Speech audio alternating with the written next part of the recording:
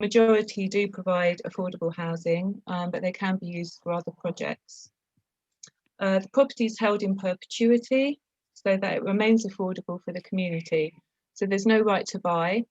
There's a new thing coming in called the right to shared ownership, but for CLTs are exempt from that, so there's no right to shared ownership. And if it's sort of a lower than market sale with a discount, then that discount has to remain in perpetuity as well. And the CLT is open to membership by anyone in the community who supports its aims. So as I said earlier, there is another model. A CLT can decide not to partner with a housing association. And in that case, they sort of raise all the finance themselves, project manage the whole thing and manage the homes. Or there's the partnership model, which is the one we're talking about today. There's quite a few advantages of partnering with a housing association. You have the in-house development expertise of the housing association, who can see through the whole process. They can manage the homes at the end. There's less financial risk for the CLT, and because the housing association is the registered provider, they can draw a grant from Homes England to help finance the build.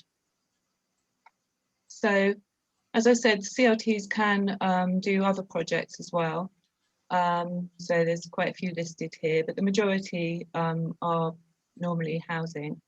The picture on the left is a shop and a post office in the West Country, and the picture on the right is part of an affordable housing development in Bristol, and this provides rented and shared ownership housing for people from Bristol. So this is like a really quick guide on how to set up a CLT, just to sort of give you a general picture of sort of what has to be done and how it starts off. So it will basically start with a group of interested people who form a steering group.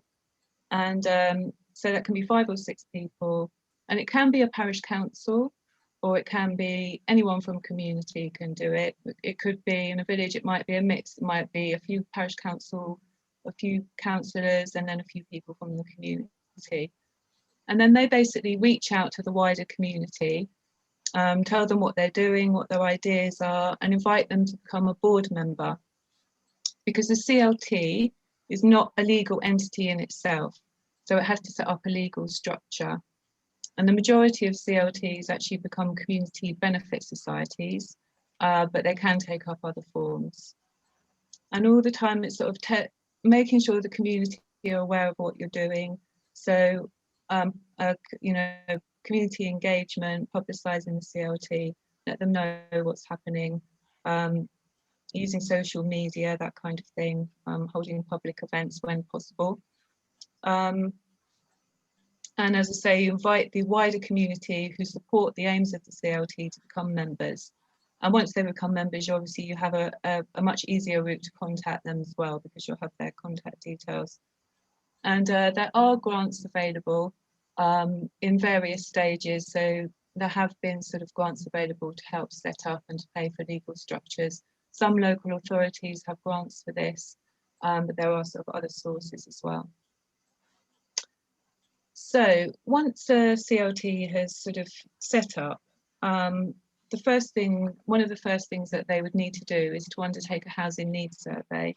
And that's to look at like what type of housing is needed in terms of tenure, what can people afford, how many homes are needed, what size properties are needed.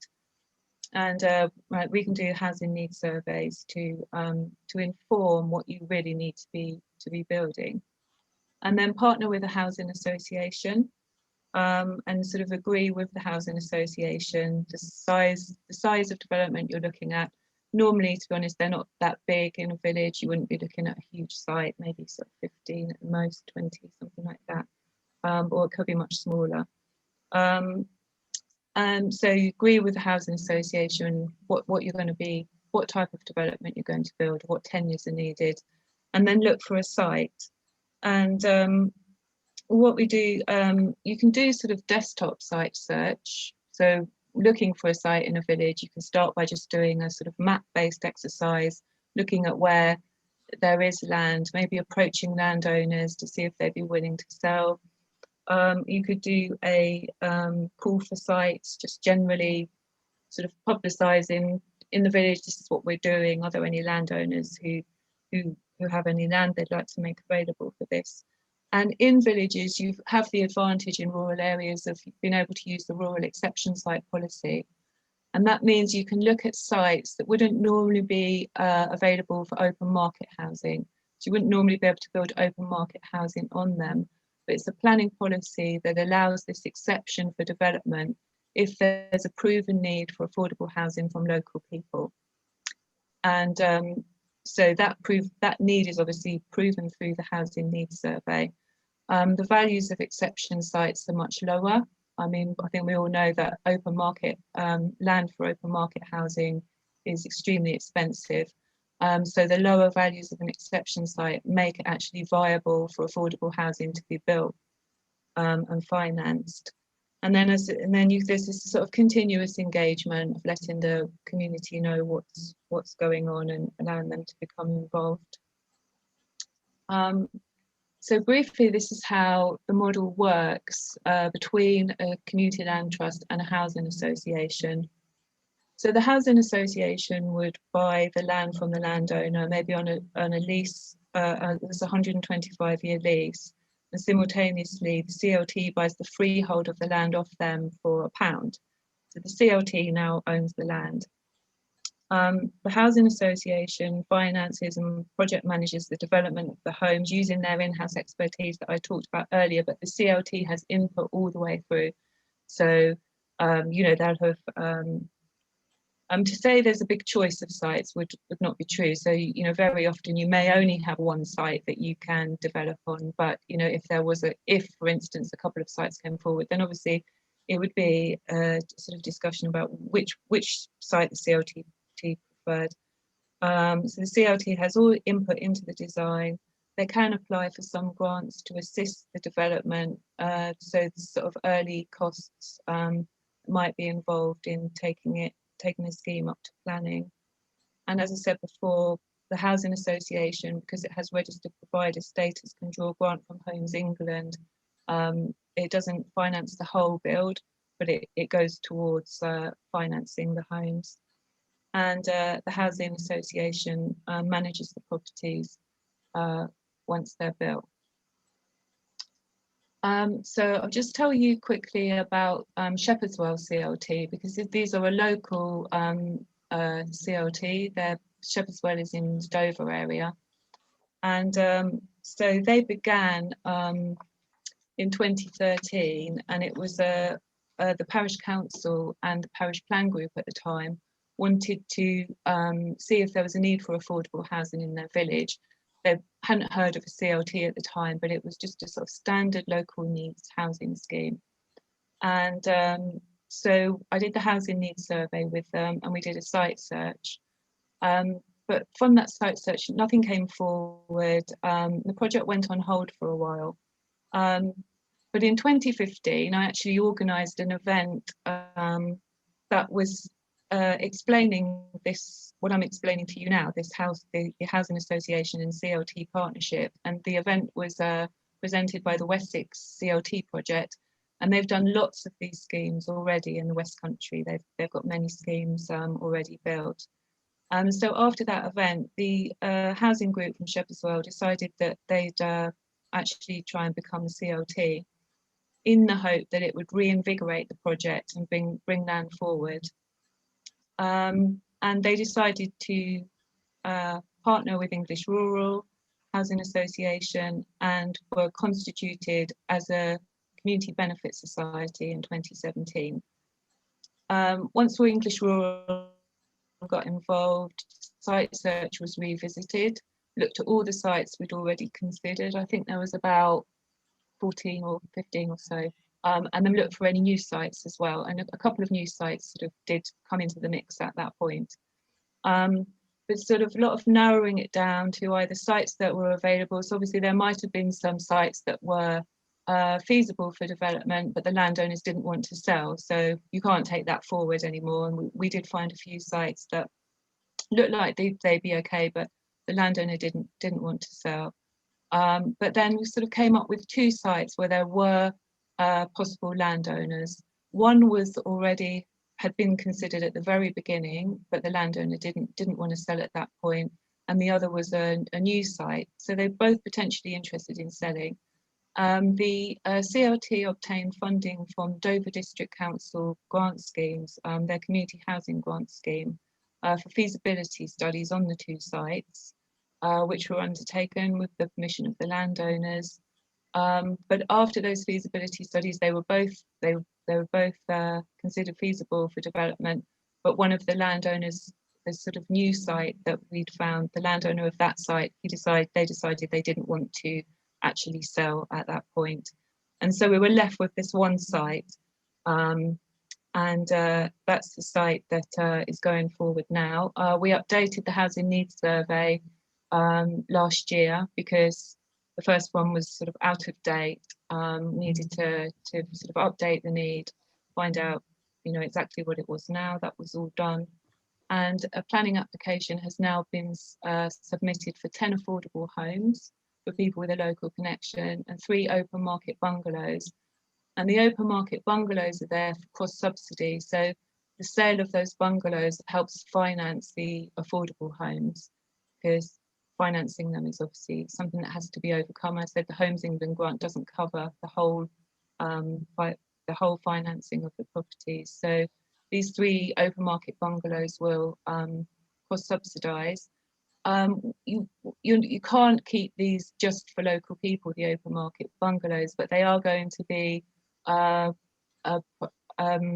the word for it, publicised to them for the first 12 weeks, so that they'll have the first opportunity to buy them.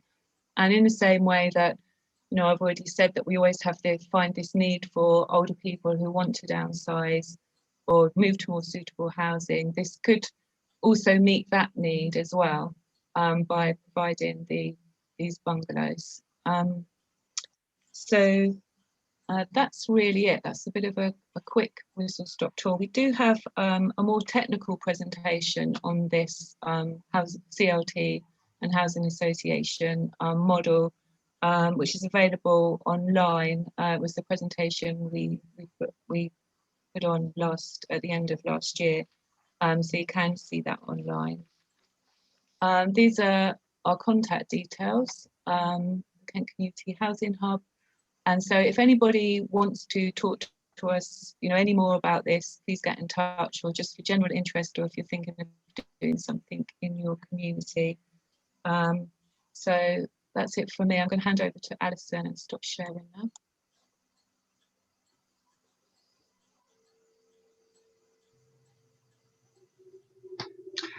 Rosemary, if you could start my slideshow, please.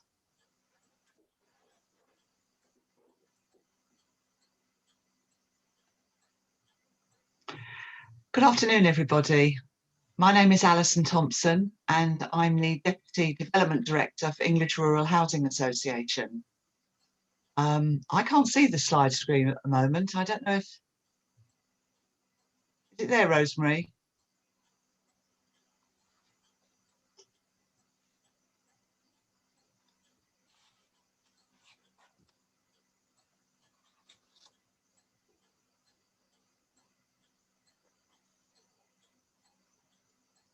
Sorry, perhaps someone can tell me, can you see it? Oh, that's the end. Yeah, I think Rosemary's having trouble. Okay.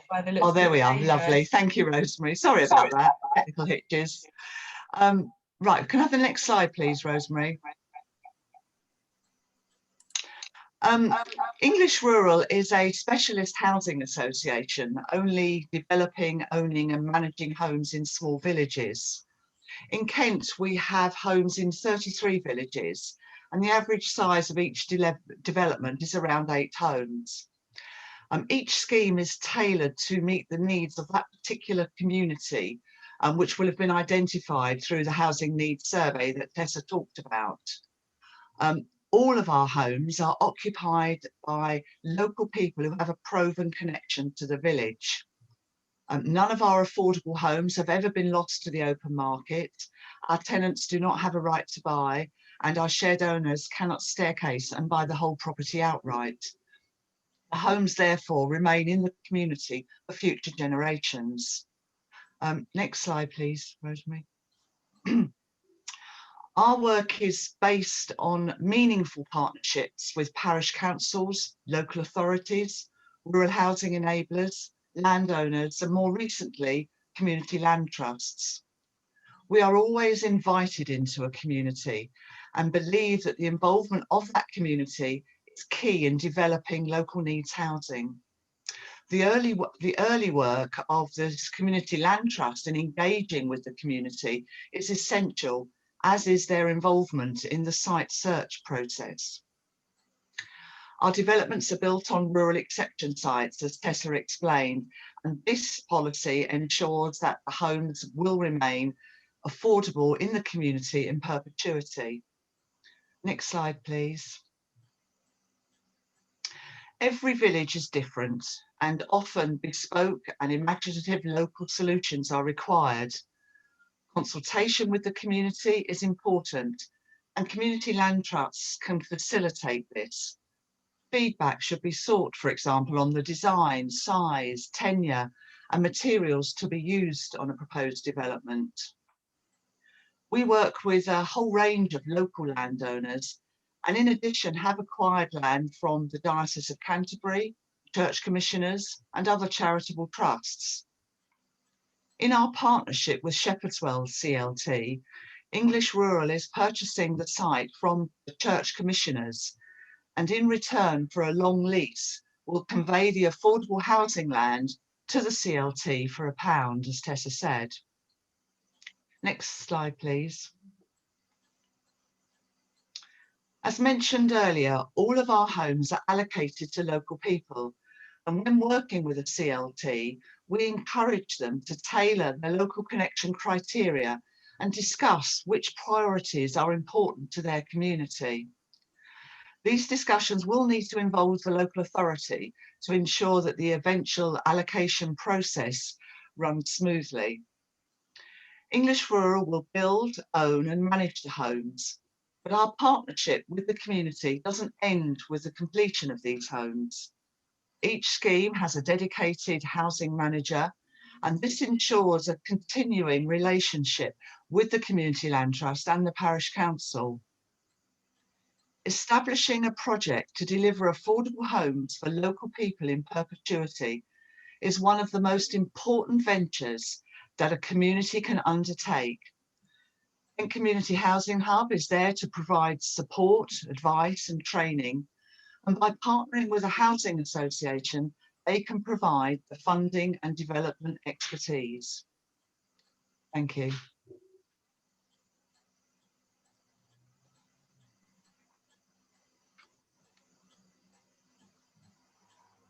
Thank you, Alison, and thank you, Tessa. We'll take questions to both Alison and Tessa at the end, and as a reminder, Jim has put into the chat box that if you have questions, please write them in there. Angela, I think we're ready to hand over to you as and when you are ready to go, and to hear about co-housing. The floor is yours.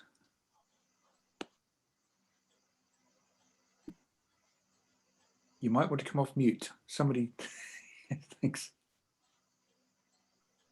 So, yeah, sorry, I was trying to be good and put myself on mute and I forgot. So co-housing, we're obviously looking at it today from the perspective of it being a community-led approach to independent older age living. And obviously I tried to focus as much as possible on the rural possibilities, but I've had to give some examples of other, we don't have loads in this country so far, so I'm having to give some other examples along the way as well. So co-housing is really more of a way of living. It's more about the lived experience. So you can use a community land trust that Tessa explained, and you can work with a housing association, as Alison explained. So this is about the way a group of people envisage the way that they want to live when they move in, but they are active in the co-creation of what they want to live in. So probably a lot of people won't have heard the term co-housing before. It's actually sort of a Danish concept. It's been replicated quite a lot successfully in the Netherlands, Germany, quite a lot in the US, and other places around the world. But we've only got sort of 25 established co-housing communities so far that we really know about, and quite a lot of groups in development at the moment. So far we've got nothing in Kent, despite our best efforts, but let's see if that changes anything. So co-housing is an intentional community, so people get together around a vision of how they want to live in the end. They will have private homes, but they'll also have shared spaces and resources, and what those shared spaces and resources are is really entirely up to the group, what they can achieve, what they actually want. But the vision is around is worked out and collaborated and co-designed by the future residents. You normally have sort of 15 to 30 dwellings, because less than 15 normally makes it more difficult to be sociable, and more than 30 it puts too much pressure on you. It is too few people, and is not necessarily as sociable if there's too many people. What's pretty common is that you'll have what we call the common house, and that is where, as well as your own private home with kitchen and all its own facilities, you have this additional common house where you'd have sort of a kitchen where you can cook for the wider community, and you'd have a space where you can sort of socialize and have events. It's quite common for people to push all of the space that they might have had for their smaller garden sort of to the centre, and share that a little bit more. And also quite common for people to not necessarily need as much car parking spaces, and certainly the cars are pushed to the side of the development and not cutting across as in normal developments. So the intention is for people to be sociable, and mutually supportive of one another. And so there's a few examples here, in the top right hand corner, Marmalade Lane's got a common house, which is kind of, on the left hand side you can sit and eat there.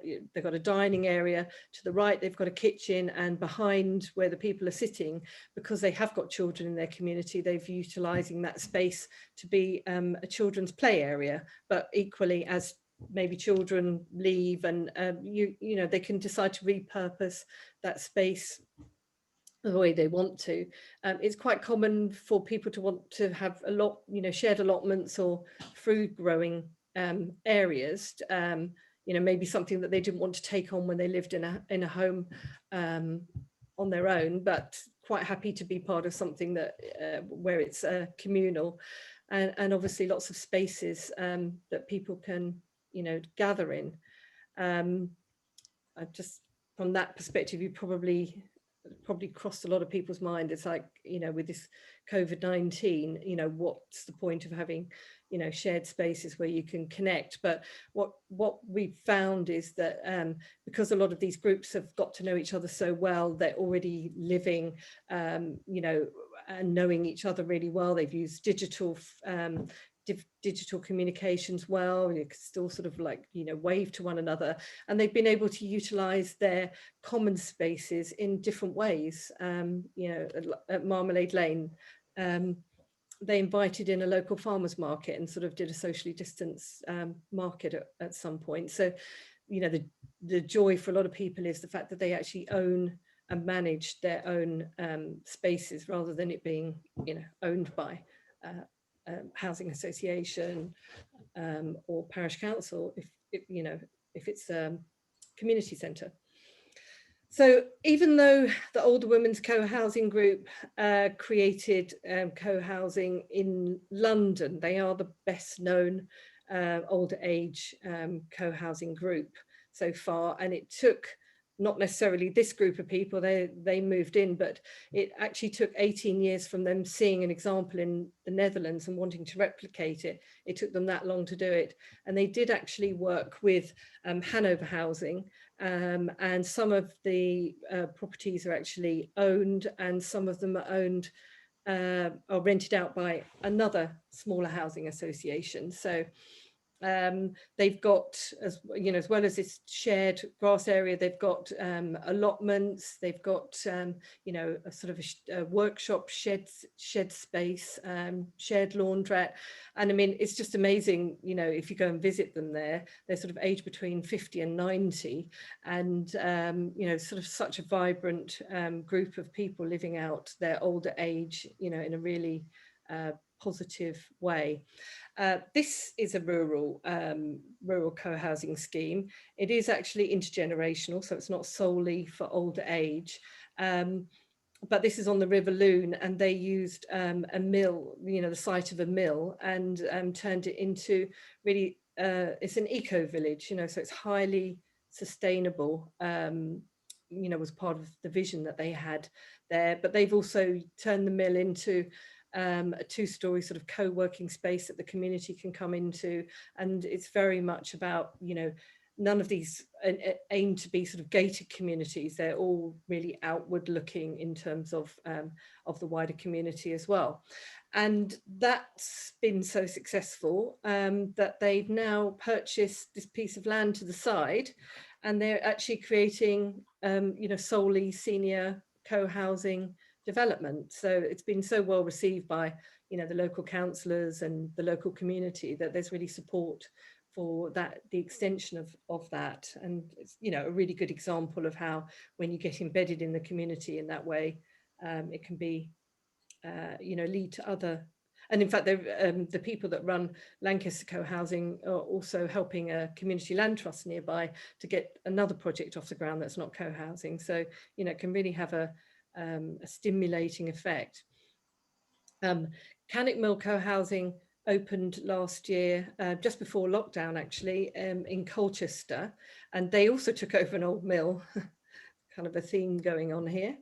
And they've got a suds pond, and they've built to passive house standards, you know, so highly energy efficient, and their mill has become their common house. So that's another really, you know, lovely example of what people can achieve, you know, sort of retrofitting part of the site, but also creating new build, highly energy efficient homes. Few kind of really rural examples. This group took over a farm down in Cornwall, and they have created an eco village. They've now got they've got 32 acres actually, and they've, you know, set up a little holiday business, camping and all sorts of different things. But, you know, they've got a lot of space, and they've really won a lot of traction with Cornwall Council as well, who really struggled to understand what the concept was to start with, but now they get, you know, really positive responses because everyone can see what the benefits are. And actually, as a result of that, one of the founders of Trillay has now, literally last week, a group of 18 people have purchased this property. Manningham in Cornwall are planning to utilise that site for co-housing as well. This is a long-established co-housing, which was also based on purchasing a farm, and they've got private ownership and also some rental, working with Astor Housing Association there. And this is a sort of new one that's in the pipeline up in Orkney, a truly rural site, which I'll show you a little bit more about that in a moment. So just in terms of, obviously, you know, a lot of people being from councils or parish councils and just sort of wondering, like, where does this actually fit into possibly being able to do this? Co-housing doesn't really have a legal definition at the moment, but it is being acknowledged, you know, as a concept, as part of the community led homes, you know, group of community housing options. And there is guidance to say that senior co-housing communities, you know, can be created, and that tends to fall under the self and custom build legislation. And interestingly, at the moment, MHCLG is doing commissioned research with the London School of Economics and some other universities to prove well, to look at how loneliness in community-led housing, you know, it can be benefited, that you can offset loneliness through community-led housing concepts like co-housing. So there's a, you know, there's a pretty good alignment emerging for this. The UK Co-housing Network is coming out with the first really comprehensive guide to how to do co-housing, and some principles of co-housing design, and Kent Hub and other hubs around the country have sort of undertaken some training recently, and this will all be available soon to UK Co-housing members. The concept, you know, has been so popular in the US that there's, you know, a really quite comprehensive guide to what they've been doing over there. So not to plug the book exactly, but just to say, you know, it is quite a sound concept, even if we don't have loads of it over here at the moment. So I just wanted to play a 2-minute video, but it really does sort of help to wrap up, you know, the point that I've tried to make. Oops, sorry.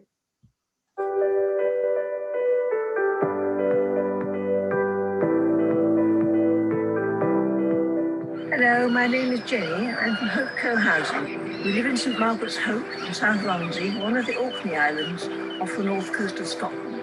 I want to talk to you about how co-housing become one of the solutions to the looming housing crisis for older people. In 2018, a group of us began talking about our housing needs as we grew older. Some of us were now living on our own in houses that were too big. Some of us were living in houses that were old and hard to maintain adequately. Some of us were living in houses that were cold and hard to heat adequately, especially given the high rates of fuel poverty in Orkney. Some of us were living in houses that were remote, and we had to depend on being able to drive. None of us were ready or needed to move into residential care, into sheltered housing, to an extra care facility, or to move in with family. All of these options would have meant having to leave our community and to give up our independence. For most of us, the most likely solution would be living at home with carers coming in, but this wouldn't address the main problems of loneliness, cold, isolation, and access.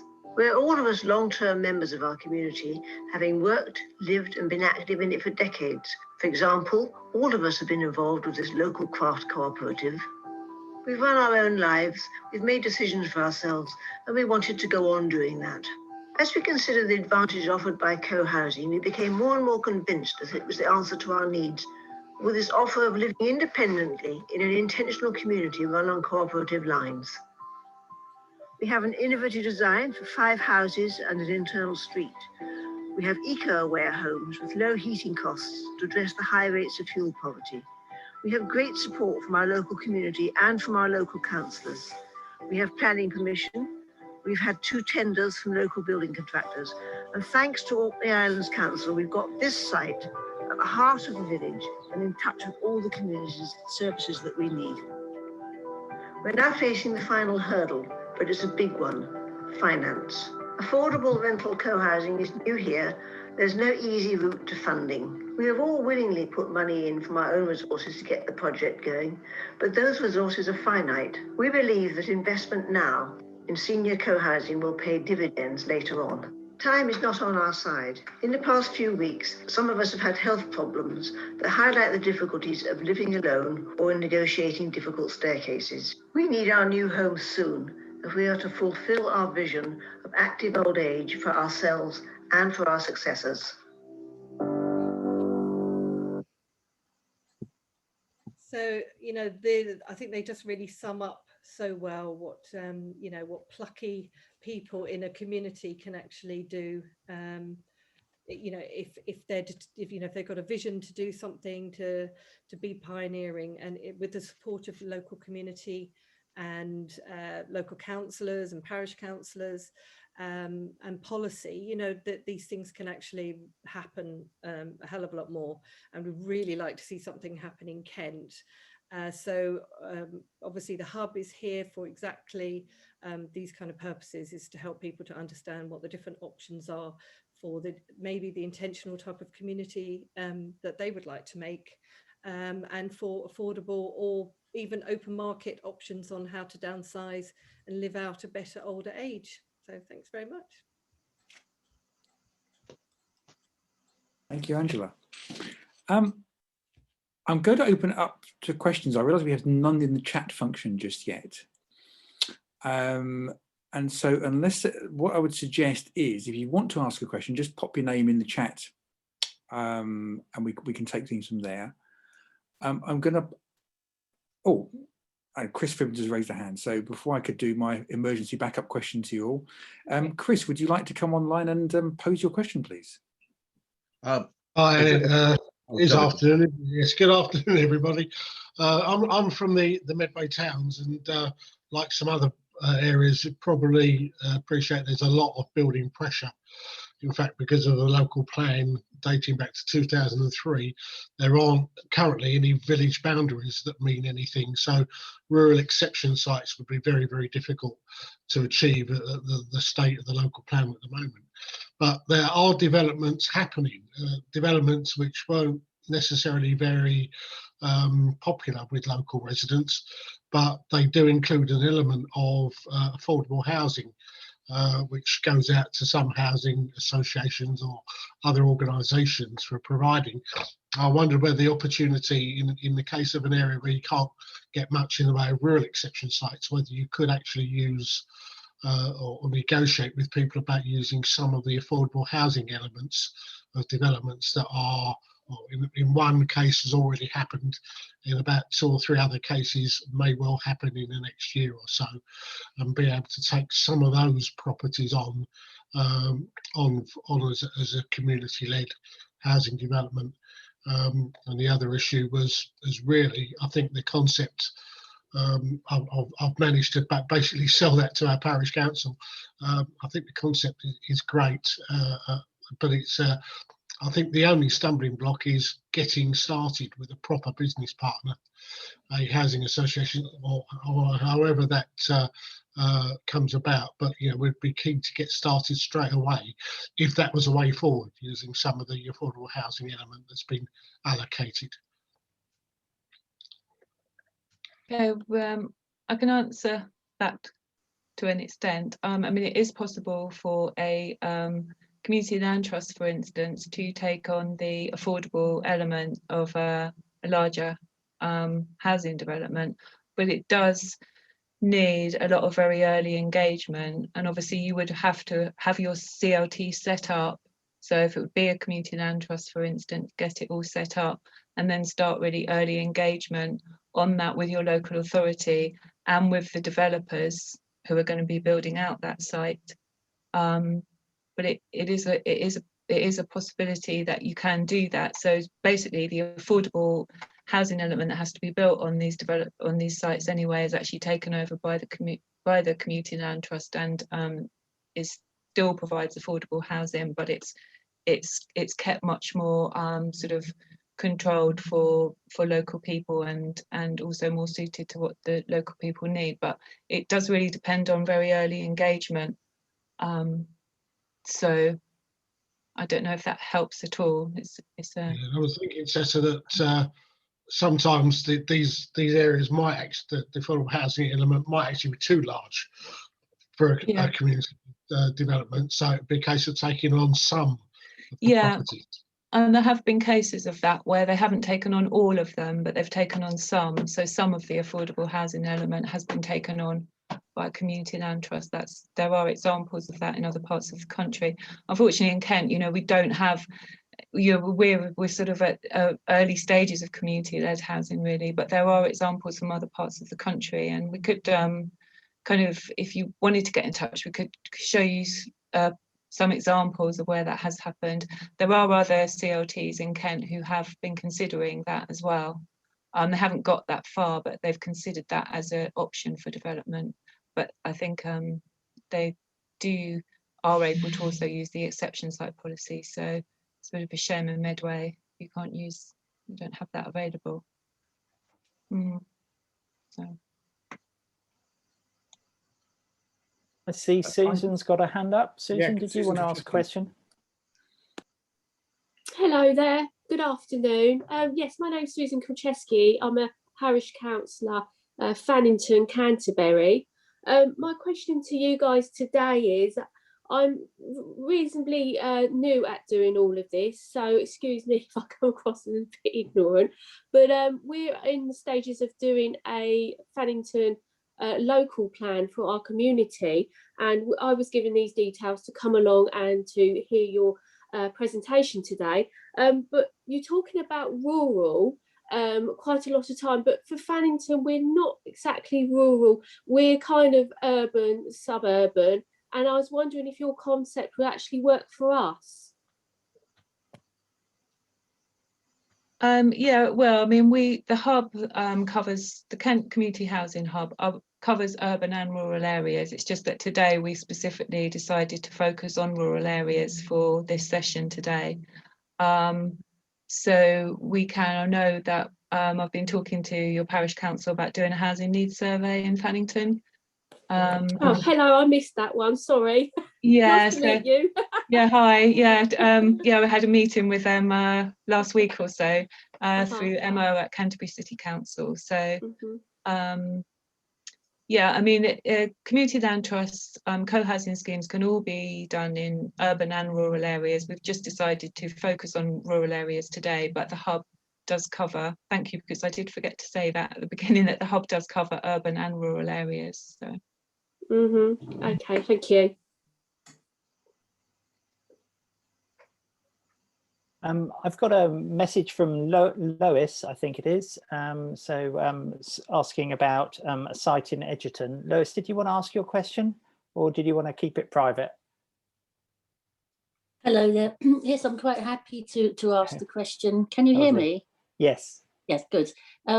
Yes, we have a site which was very kindly donated to the village by a resident who has since died. He left about an acre of land, which was intended to be used for a project which we've been thinking about for many years now, which is for older people to stay in the village who currently live in houses which are either too big or are not suitable anymore in older age. And we have a neighbourhood plan in its very late drafting stages, and we are not at this point able to say definitely that the site would be allowable by examination, but we're fairly confident that it could be included, provided we are able to negotiate access into it from any adjacent piece of land, one of which is in the Ashford Borough's plan for development of housing. So we're hoping that we are able to negotiate access that way. The problem is that the site would only likely to contain enough space for 8 to 10 dwellings, and it looks as if that would be too small a project if we wanted to get some help from the co-housing team. Just wondered if anyone has any observations on that and what scope there might be. I mean, obviously, Tessa, from the hub perspective, but just in terms of co-housing, what I didn't mention is that that this, defying the recommended sizes, the smallest co-housing in the UK so far is seven dwellings. That's because some friends got together and shared a site between them. So obviously they knew each other better. So, they did it with 7. And actually the largest one at the moment is 42 dwellings, which is also larger than expected. So it's not that, it's not so prescriptive, really, so from that perspective. But Tessa, in terms of the hub support. Yeah, I mean, hi Lois. Yeah, hi.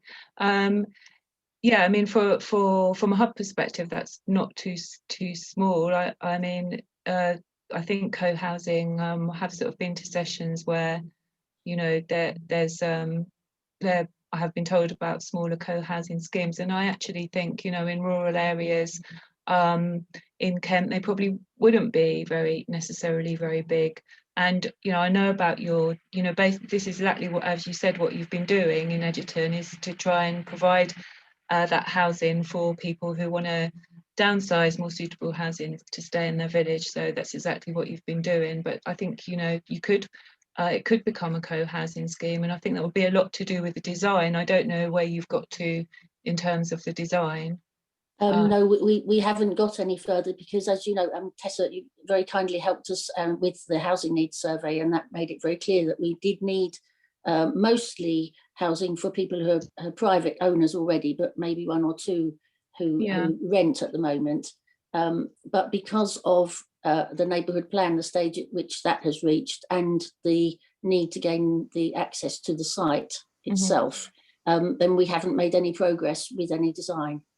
Okay, well, I mean, you're in a good position then if you wanted to look at it as a co-housing design. I mean, you could certainly get in touch with us. Angela works for the Hub as well. She's the chair of UK Co-housing and works for the Hub, so we're in a very fortunate position to have her expertise on the Hub as well. So if you want to talk about that further, then we could definitely help with that.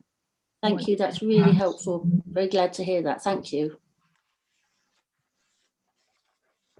Lynn Symes next, please. Yeah, hi. I'm new to this as well. I'm a parish councillor at Shepherdswell.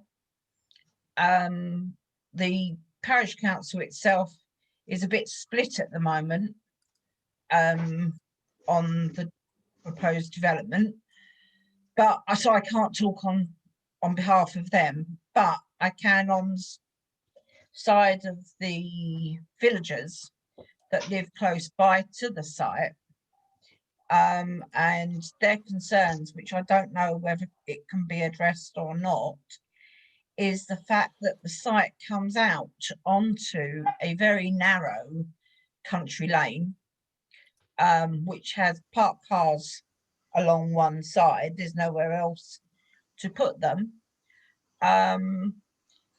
And they're coming back with suggestions on what they can do, as in changing the exit onto another road, but that also is a country road. None of these have got pavements.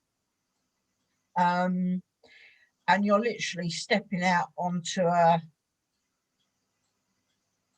cut through from Avon onto the A2. So you're getting cars coming through there at 35 plus miles an hour.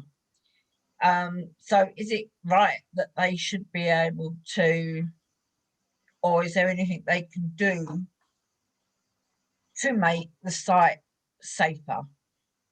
I mean, you spoke about Shepherdswell, so you obviously know the site. Yeah, I know the site. Yeah, and I think, as I explained it, it was the only site after looking at all the sites in the village. But I don't know if Alison might want to, because Alison is the English Rural, the ones the Housing Association partnering with Shepherdswell. So I think she knows more about this situation about the car parking. Yes, I mean, as Tessa had said, that this was the only suitable available site, and CLT are very much aware that in actual fact, all the roads in Shepherdswell are very narrow, and believe it or not, this road is the widest road in the village. And obviously there are always concerns with rural exception sites of the impact they're going to have on the community through highways, any highways issues. Now, we're working very closely, as is the CLT, with Kent Highways, and we've come up with solutions to the concerns that have been raised. I mean, I'm very happy, Lynn, to talk you through those, perhaps outside this meeting. I don't want to sort of take up the time there. But I know that Martin Cobb, the chair of the CLT, has been in touch with the parish council to reassure them. And, we're obviously aware that there is local opposition to the scheme. And I think, again, a lot of that is to do with the fact that Shepherdswell has, through the local plan process, been allocated some sites for open market development, which is concerning. But, it is very important to remember that this particular development the CLT has brought forward is for local people in Shepherdswell. And, the housing needs surveys have identified, there's a significant need for these homes, plus the bungalows to for people wishing to downsize. So, you know, we are overcoming the highways issues, and you know, it's in the planning process, and of course people can object or comment on the plans, but you know, we are hoping that we will resolve the issues and that it will, you know, go before planning committee in the near future. Okay. Thank you for that. Susan, your hand went back up again. Do you want to come in again? Yes, hello again. I just want to ask a few questions about the co-housing. Can I just double check who buys the land? Well, I mean, each one works a bit differently, really, because as I say, you know, it can arise from a community land trust. You can actually have, you know, a community land trust buy the land, and you can use co-op, you know, as a structure, and then you have, you know, your lived experience is in a co-housing style. So you can combine different forms of community-led housing together in order to create a co-housing scheme. So obviously some of them, I mean, like Cannock Mill, for example, they were, you know, friends who were professionals that lived in London, and they had the aspiration to move outside of London in their retirement. So they got sort of capital together, but didn't sell their houses because it took quite some time. And they got one of the I think they used the home building fund or something, you know, to help with the development finance for that. Obviously other community, you know, some of the community land trust ones, you know, have done the same sort of thing, where they've got the, you know, an exception site, or, you know, managed to buy reasonably priced land. So, you know, some people get together in groups, some get the opportunity of a site and then organize themselves around how they're actually going to buy the site or the land, you know, like the farms. I showed you some of those where people are actually buying buildings and not just, you know, a new build. So it, you know, it's one of those kind of things. It's a diversified option, and so the intentional communities are all different, what each community wants to aspire to achieve, and then the methods in which way people do them. And sometimes from a downsizing perspective, you know, we've had people speaking before, and they say, look, you know, if I'm going to downsize from my big house, and we can sort of build two smaller houses for that amount of money, I can live in one, and I could kind of potentially rent one out to somebody who wouldn't otherwise be able to afford to live there. So there's a lot of sort of financial innovation that sort of goes on amongst groups of people when they get together and start sort of sharing lives and resources and things like that. So things can happen that people don't even set out to do from the outset. But yeah, potentially, like with Tralee, just a few of them got together. I always remember at one of the first conferences I went to, the person that started up Tralee said, look, I had £250,000 and I could either buy myself a little house, or I could find 4 other people with £250,000. And that's what they did. And they bought the site and then gradually enabled other people to come in. They did it on a cooperative basis, which meant that everybody had equity shares rather than actual ownership. So there's lots of different ways to do it, not to try to make it too complicated, but there are a number of different ways that people can achieve this, but it does really start with, you know, a few people with a bit of a vision to do something and then mobilize from there. Is it open for people that are in housing association? Yeah, I mean, some of them have been created, you know, by housing associations as well. I mean, it can be tougher. I mean, funnily enough, there's a housing association, you know, Housing 21, that's actually got a vision to create 10 co-housing communities, but you know, they're focusing on sort of urban and in areas of multiple deprivation. So that's their particular vision, is to try and offer a co-housing option to people, you know, in a very specific group. But yeah, of course, housing associations can work to, you know, to either work with the group in partnership, or but you know, one of the key things with co-housing as compared to possibly a housing association or extra care, things like that, they tend to be things that somebody else is putting in place which you can sort of use. And the very different thing with co-housing is it's actually about those people that are going to live in there being involved in the co-creation and the imagining of how they would, you know, do we all want like a tiny little front garden, you know, that the developer might give us, and a residence lounge which nobody uses because they don't really know each other and there's no, you know, they're underused assets? Or do you get together and say what's important to us is X and Y, you know, and that's how you then design it, and then people use those spaces because they've specifically chosen what they want. Right, I see. So sorry. Go on.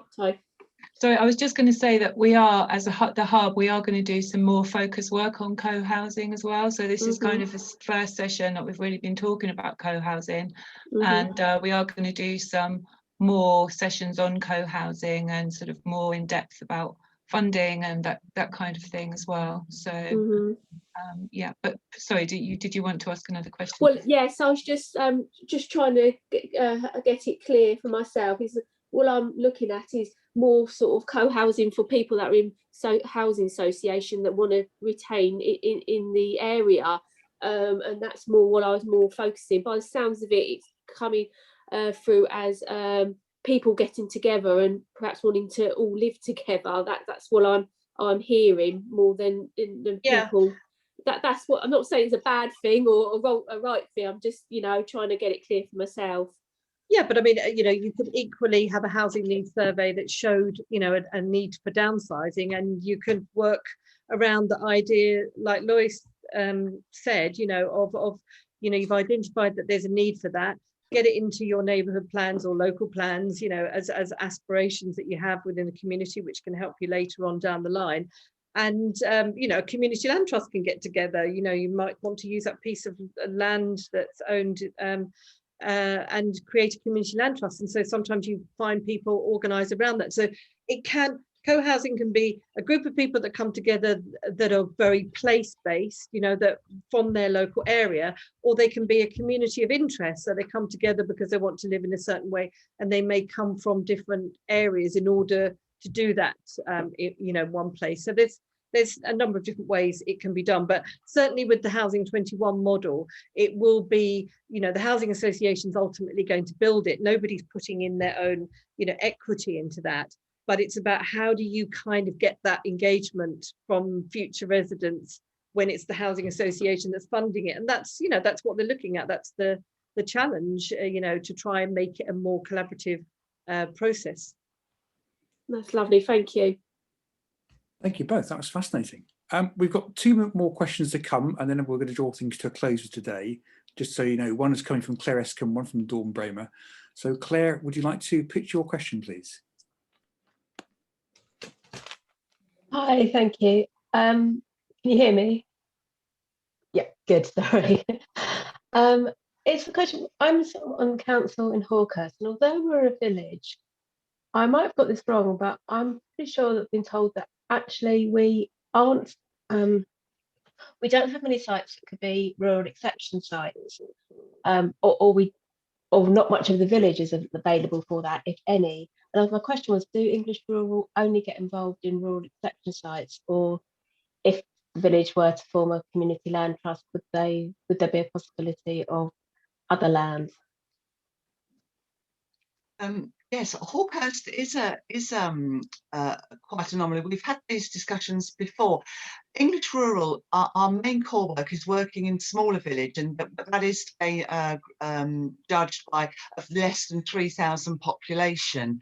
Now, I think Hawkhurst, you are greater than 3,000 population, aren't you? And yeah, so it is more difficult to use the rural exceptions policy, but I think what we would need to check about is whether Hawkhurst is a designated protected area. I don't know if you know that, but we can certainly, Tessa can check that, because if it's a designated rural protected area, then it is still possible to restrict homes to local people, or certainly give them priority.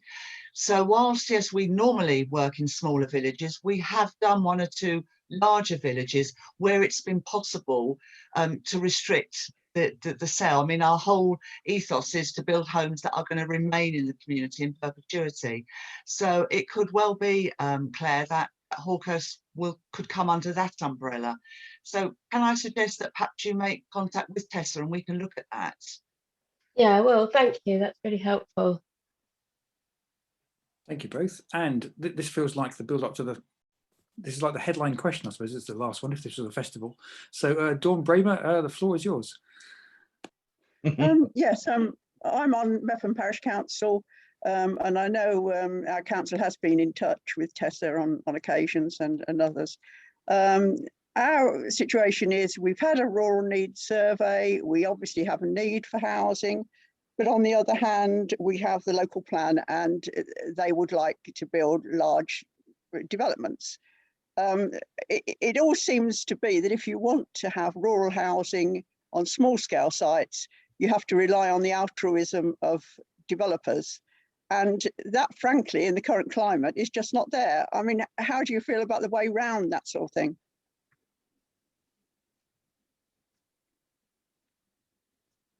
I'm not sure how to answer that question. I mean, I know in Mepham, you've got green belt issues as well, haven't you, in Mepham? Yeah, all the land is green belt, but of course, and of course, developers are hanging on for price. So sorry, so you were saying that you can't get developers interested in developing smaller sites? Because I think I remember that Moat Housing Association were once involved looking at a site in Mepham that could have been possible for affordable housing. And yes, and that was the one for the sheltered housing scheme. Are you talking about that, or the one for the Everton Road scheme? Yeah, that one, I think, the Everton Road. I remember that. Yeah, I mean, that just died the death. We had another one that was put forward for a sheltered housing scheme some years ago. And then at the last minute, there were things wrong with the proposal, but at the last minute, it was basically the developer decided he wasn't going to get enough money for the land. Right. I mean, yeah, I mean, that can be a difficulty with providing affordable housing only on a site, because it's the viability and making that stack up. So I guess this is why in rural areas, using the exception site policy, you can have sort of 100% affordable, small affordable sites because of the land values. So I think that's why in Mepham there was a trying to find a site that could be an exception site. I think that's right. Alison may know a bit more about Mepham at some point. Yes, I did work with a small working group from Mepham Parish Council probably 2 or 3 years ago, and we did look for sites. And you're quite right, Dawn. It's difficult when the local plan is in a certain process, because what would traditionally be a rural exception site, landowners are encouraged to submit their site to the local plan to become an allocated site. And then even if it's rejected, they've had their aspiration of land value raised, and it is a difficult situation. And we're working in some villages now where we're talking to landowners who had hoped to get full planning and are now talking to us about it as a rural exception site and the reduced value that means. But I mean, developers do have to provide a level of affordable housing on every open market scheme. And as I think Tessa mentioned earlier, sometimes it's possible to work with the local authority and the developer to perhaps acquire these homes for a priority for local people. It's not as secure as a rural exception site, but it is a way to prioritise local people through a local lettings plan with the local authority. So again, maybe that's something that Tessa can sort of discuss with that housing officer there. But what is the proportionate value that we'll be talking about in order to build affordable housing? Well, historically, rural exception sites have just been a multiple of agricultural value because they have no development potential on the open market, because the only homes that can be built on a rural exception site are affordable homes for local people. I mean, I think a figure, sort of starting figure now, is that a rural exception site, we're able to offer £10,000 a plot. So if we're building a scheme for 8 homes, then the landowner will get £80,000. Now, that might only be half an acre, and you know, that will therefore be more than agricultural value, so it's viable to them, and we are often relying on local landowners who have a keen interest in providing affordable houses in their community. But yes, acquiring sites is becoming more difficult, but it's not impossible. And it's very, you know, you the local community know where possible sites are. And so Tessa and I are always sort of looking for you to guide us as to where possible sites might be, and we'll then take it up with the landowner. Okay, thank you. So thank you for that and all those questions. Before we go, I just want to say to Alison and Tessa and Angela, have you any final reflections you wish to share with us? Or well, I mean, I'd just say that, you know, obviously because so many people from local areas here, you know, getting that these things mentioned in your neighbourhood plans and your local plans and stuff, you know, trying to support that policy from the grassroots up, because certainly I can see that the government is moving very much, you know, in the direction of supporting these kind of things through policy, you know, which is coming through. And so if people can do that from the grassroots level, certainly if a policy starts to align a bit better, then it will be a lot easier for you know, community groups to get housing off the ground. Keith, I think my reflection would be that, you know, it seems, and you're all here today because you're interested, you know, in providing homes in your local community, and it can seem daunting, but I think my reflection would be there is a lot of support and advice out there, so take it, use it.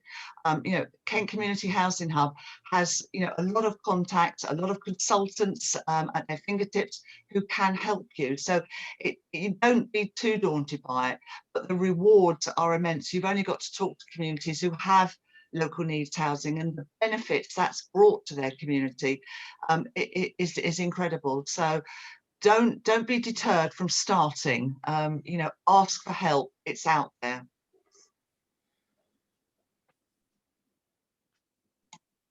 Yeah, I sort of echo what Alison said actually, and oh, you can hear me, yeah. Yeah, I'd echo what Alison said.